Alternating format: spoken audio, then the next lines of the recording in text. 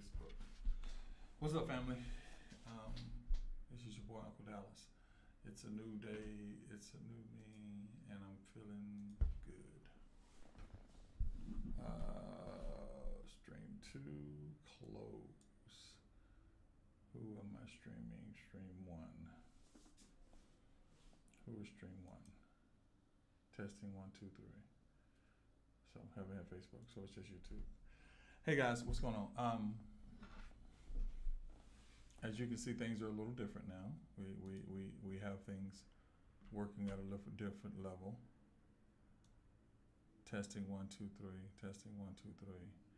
Can y'all hear me? Can you hear me? What's up, Jazz? Yeah. So, mute. Can you hear me? I need you to know if y'all can hear me. I need to know if you can hear me.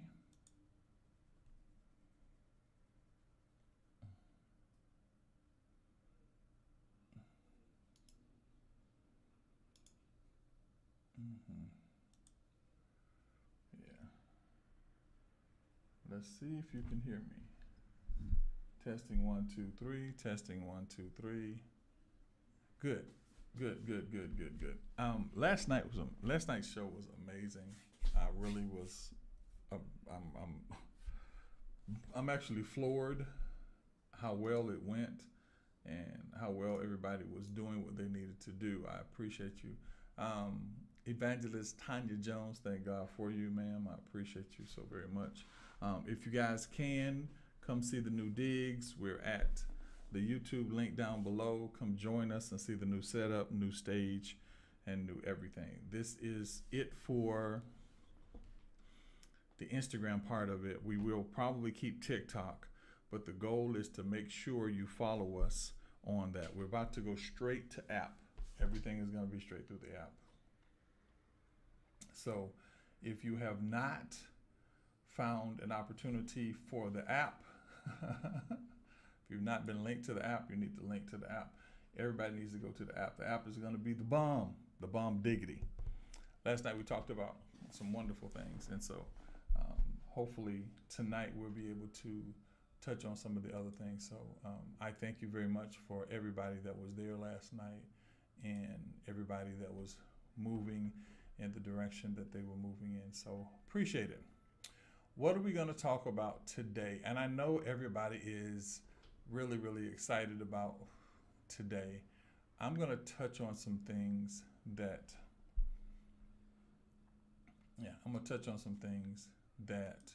will kind of help you to move to another level in your life.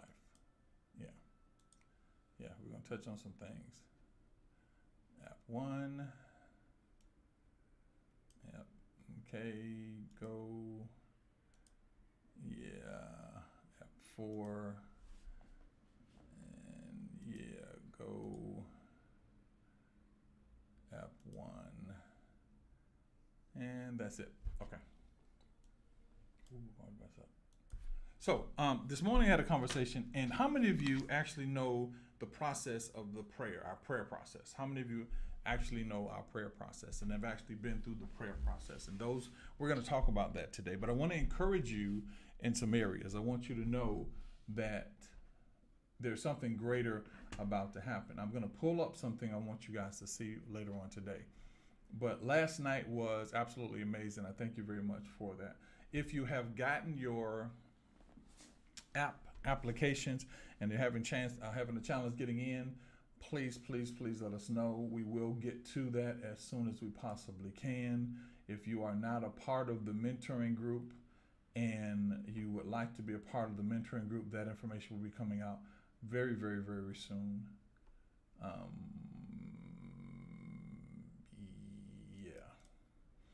That information will be coming out very, very, very soon.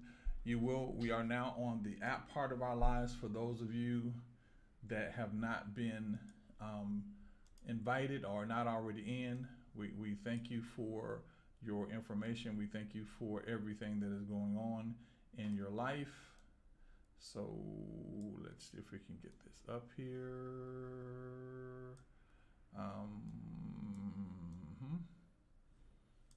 Okay.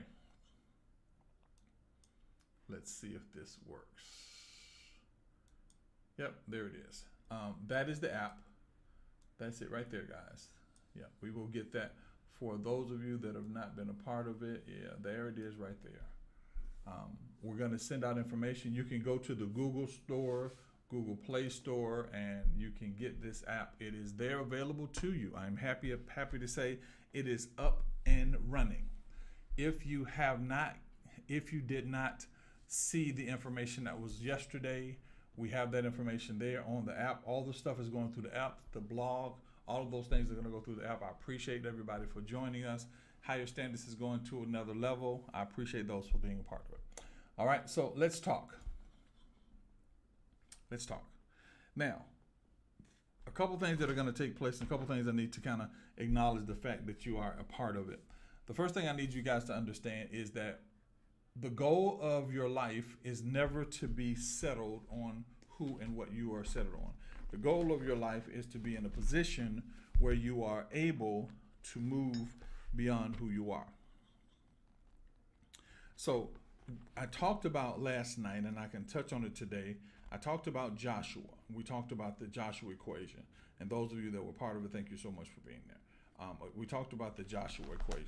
And I want to touch on it, but I can't go too deep into it because I really don't have time to go into it like I did last night. So these are now going to be 30 minutes, and they're not going to be in situations where we take an hour of your time. These are 30-minute little jolts of information that will kind of help you guys move to the next level. 30 minutes. If you are not sharing this information, you need to be sharing it. Everybody that can needs to share it. So share, like, and also make sure you follow. Share, like, and YouTube subscribe. All those things I'm going to say, but the goal is to get you into the app. That's the goal. The whole purpose is to get you into the app. Why? That app is us. We can't be hindered. I can say what I want to say. We can talk about every issue that we want to talk about. Everything that needs to take place can take place because the app is ours. So if you are not, and again, if you are not a part of the app, we will make sure that you can get a chance to see that. All right? That app right there is where we need to be. Make sure you get a copy of that, and I'll let you know again at night, later on this evening. Later on this evening. I've been talking all night. Later on this morning. So we've been dealing with Joshua, and it is a long, drawn-out story that I've studied for years, and we've looked at it for years. And so today I want to go in and kind of jump into it a little bit deeper, okay? So as we go into this, I need you to pay attention to where you are. Joshua is a framework for where you are in your life. That's who Joshua is.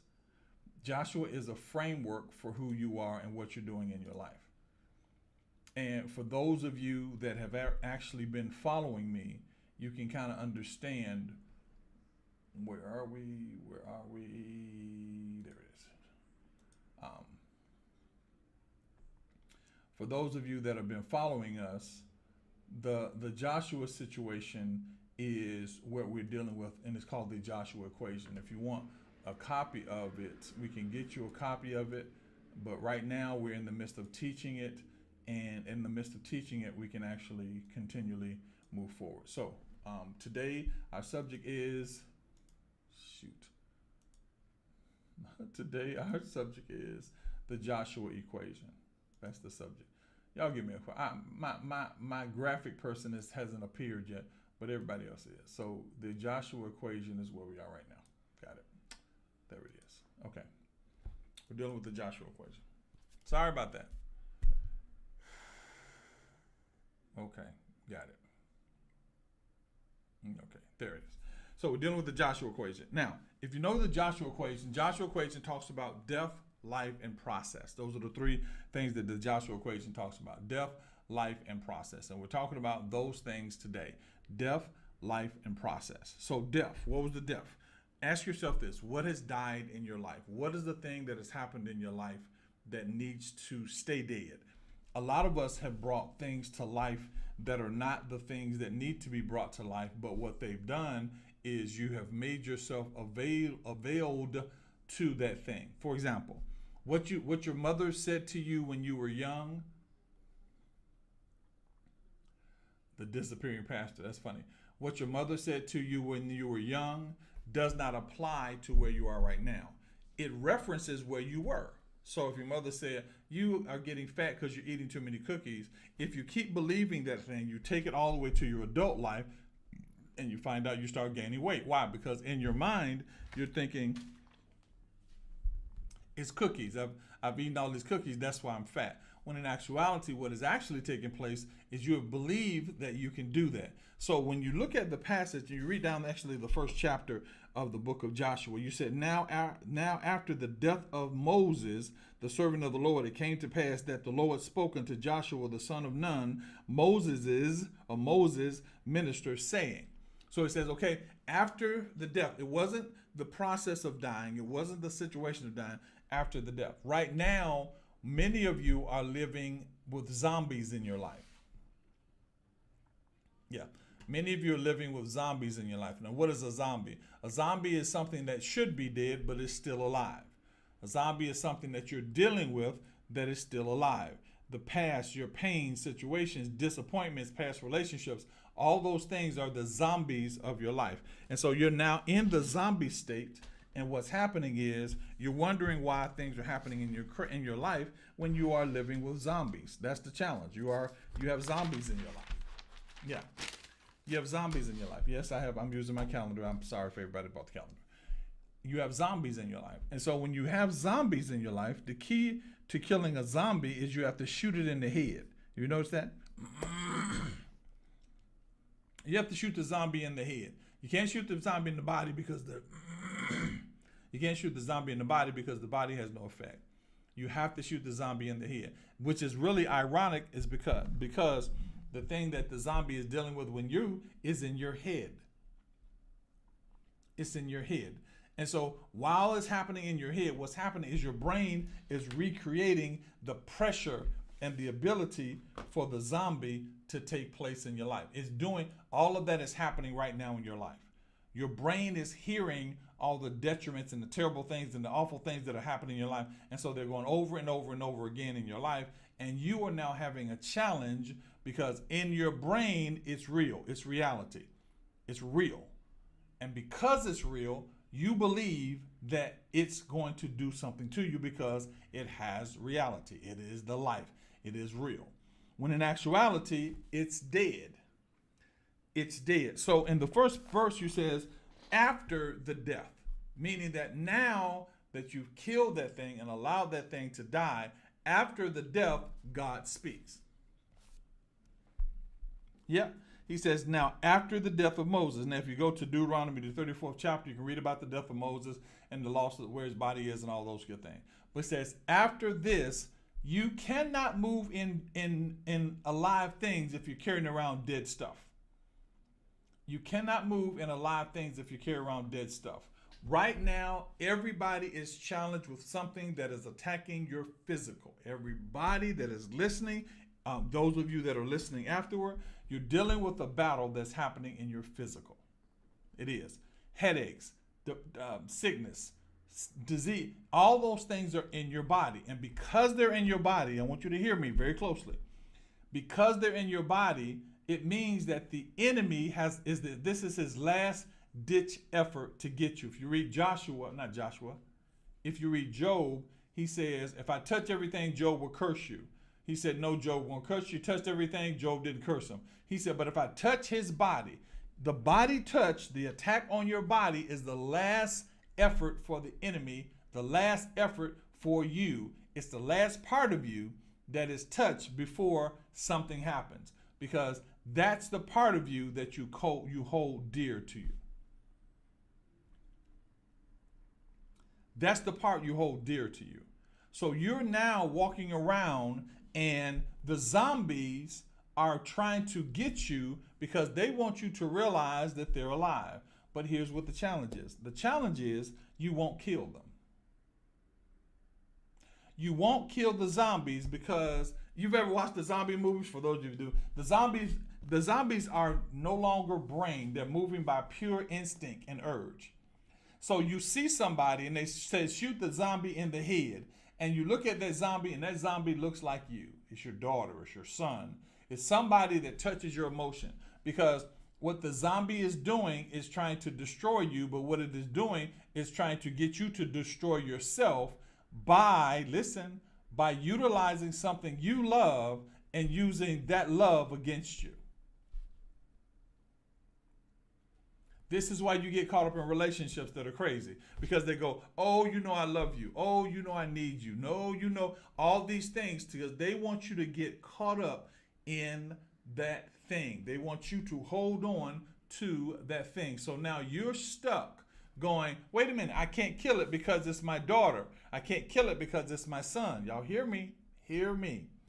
I can't do anything with it because that thing that is happening has become part of my reality. So you can't kill it. You don't want to kill it. And the reason you don't want to kill it, because you believe if you kill it, the possibilities of it fixing or that kind of thing. We want to fix stuff. We want to rebuild a world where everybody is comfortable. Listen to me very closely. Everybody's not going to be comfortable. Everybody's not going to be wonderful. Everybody's not going to be comfortable. And the reason everybody's not going to be comfortable is because everybody has their own reality. And that reality is what they are utilizing to run their lives. Your reality is at a greater level. So Moses is dead. So it says, after the death of Moses, Joshua has served Moses most of his life. That's why I said he was the person that ministered, or the servant of Moses. You have been serving these things most of your life. Some of them your parents, some of them your children, some of your husband, some of your job, your church, your best friend. You've been serving these things all your life. And in the process of serving these things all your life, you have now come attached to the thing. So when it died, part of you died with it. When it died, part of you died with it. Why did part of you die with it? Part of you died with it because in your mind, that thing was necessary for your existence. I miss my dad with all my heart. I miss my mom with all my heart. But these things are not necessary for this existence. They're simply things that I hold on to give me the feeling that they are important. You're walking around with zombies. And so this thing comes and it tries to attack you, and you go, what is it? It's like the phantom arm. If you lose an arm or you lose a limb, sometimes you feel that limb is there. It's called phantom limb or ghost limb. So in that process, you think that this is real when actually it's simply a mechanism that your mind has established so that you can be what your mind thinks you should be. Because you've told your mind this is what you want to be. You've told it over and over again. Repetition causes influence. If I repeat something, it has a level of influence. So now you're thinking, maybe I am fat. Maybe I am dumb. Maybe I am slow. Maybe I am whatever the situation may be. Because what repetition has done is said it so many times that your natural defense against it no longer has any validation. I was talking to a young lady one time about her relationship, and I said, what you have to do is love your husband. And she said, I already did that. I love my husband. I said, love is perpetual. It's not something you do 5 minutes then say that you've categorized yourself as loving him. What you have to do is love him. That means unleash or break the bounds that say this is how much I have to do it. Some of you have to let the zombies die. Don't let them affect you. You have zombies of your relationship. I did a past relationship, and because that past relationship is over, it's dead. My wife and I are doing a class on Thursday, and we're going to talk about the zombie relationship. Because we've established this crazy respect thing. I was talking to my friends or my family, the mentoring group last night, and in the process of it, I watched them hold on to something that was really crazy. And of all those, maybe 1 or 2 got it out. So here's what the deal is. So Moses is dead. When you allow it to die, it gives God the right to speak about it. Have you ever been in a situation? Check this out. Have you ever been in a situation and you know you want to say something about your friend's friend? Maybe ladies, you want to say something about her boyfriend, bruh. You want to say something about the girlfriend because you see them doing something and you'll say, man, I don't even want to get involved. I don't want to get involved. Why? Because as long as that thing is alive in them, as long as they don't see it for themselves, what happens is if you say something, they turn in turn attack you as if you're the one that did it. This is the same mentality that you're having right now when it comes to you growing beyond. God is not going to speak into a situation that makes you what you believe you are, that gives you your reality, gives you your rationale. He's not going to speak to that situation. He's not going to speak to a situation that you are attached to. He will leave influences. He will attempt to incline. He will do a number of things, but he will not make you let go of it. So as long as that thing is alive in your life, he can never deal with it. He can give you suggestions. He can move in certain areas, but there's nothing else he can do with it, ladies and gentlemen. There's nothing else he can do with it. So what do you say? He says, now Moses is dead. Okay, you've killed the thing. You go, okay, I've killed every situation. And the first thing he said to him, the first 5 words is, Moses, my servant, is dead. 5 is the number of grace. 5 is the number of the hand of God. Moses, my servant, is dead. Meaning that now the hand that was on Moses is now going to be placed on you. Moses, my servant, is dead. Boom, I got you. So when he says that, follow the process. Moses, my servant, is dead. Now, 3 words, Father, Son, Holy Ghost, number of 3, divine spiritual unity. Now, N-O-W, now, not tomorrow, not next week. Now, at the point that he speaks, the reality is now. Now, therefore, arise. Now, because of that, arise. When you are dealing with a situation, the moment you kill it, you've actually allowed God to speak to it. At the moment that he speaks to it, arise and walk. At the moment that he speaks to your situation and circumstance, get up and go. Get up and go and get to the next level, operate at the next dimension, realize that you're more important, realize that you're more valuable. At the moment he speaks, rise and go. You follow me? Why? Because once that thing is really dead, and the interesting thing about God is when things die, he says you have 30 days to mourn. You can mourn for a month, but after that month, rise, now go. Why? For those of you that know, and most of I believe you know, anytime you have a baby, within that first trimester after having the baby, you're very fertile. And not only are you very fertile, you can almost get pregnant instantaneously because everything is working in that time. Once that thing is dead, once you've killed that thing, once you've stopped that situation from happening, at that moment, you are in the most fertile position you've ever been in. At the moment that he speaks, this is the most fertile time of your life. At the moment that he speaks, your fertility, your possibility of creating something, the possibility of growth is higher than it's ever been before.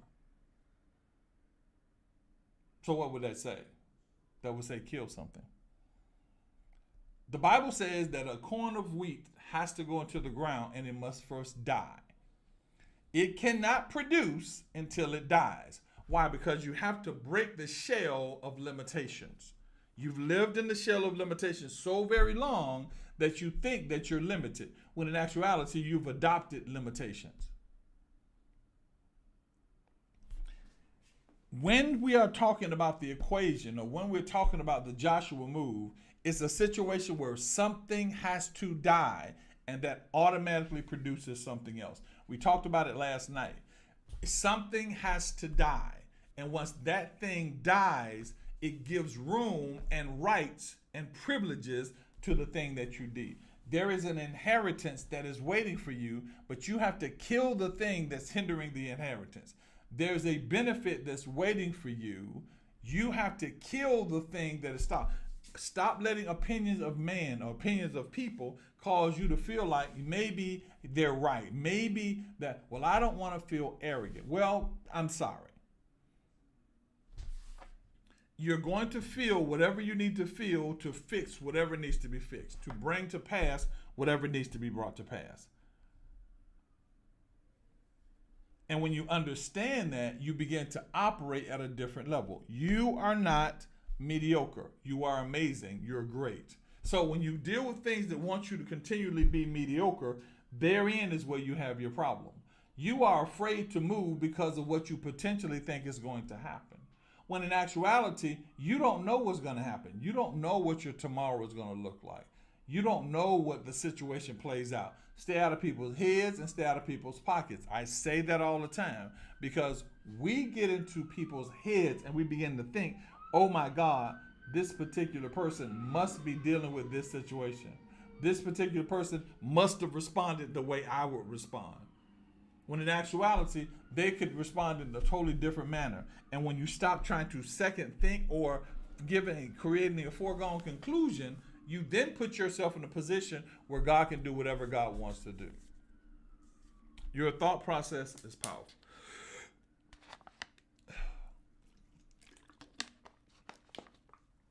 Your thought process is powerful. So, let's round this out. I told you I'm going to stay only for 30 minutes. I'm going to do good and be good and do for 30 minutes. Let's round this out. Number one, something has to die in your life. You have to kill anything that's hindering. Number two, once you kill that thing, you give room for God to speak. Okay? If you want this full teaching, you can contact us. We can get you the full teaching. Number three, once he has spoken, you now have to put action behind what is happening. When it says Moses, thy servant is dead, now arise, you have to put action behind what you believe. If you don't put action behind what you believe, what will happen to you is you'll find yourself in a position where you'll lean toward the past actions, and you'll know those past actions that take place. Those past actions will begin to define the process. Number four, write. Continually write those things down. Number five, pray. So in these five things, you can cause something to happen because every part of it teaches you the part that gives you the right to do it. Understand that what you kill gives you the right to live at a different level. What you kill gives you the right to live at a different level. For those of you that are doing your study and that are looking past this thing and want to know something about it, we dealt with Joshua 1, the first, second, and third chapter. We dealt with those things there. So now, if you want to deal with it or study it yourself, you can. Again, if you have not found the app, go and find the app. If you have not found it, go and find the app. It is in the App Store. You can get it on Google. We are now at app level. Our teachings and trainings are going to begin to go through the app. They're not going to be on YouTube all the time. They're not going to be on Facebook all the time. They will be through the app. Why? I can teach at the level of the app. However, as well as if you are in the app, I can push notify you to let you know what's going to happen. And once that happens, you are now a part of the team. So get yourself to the point where you understand that the app is there and you can utilize the app. And like I said, I'm only going to do this for 30 minutes. If you are new to our station, make sure you subscribe, make sure you like, make sure you share. Because what content that we are sharing is content that is supposed to change your life.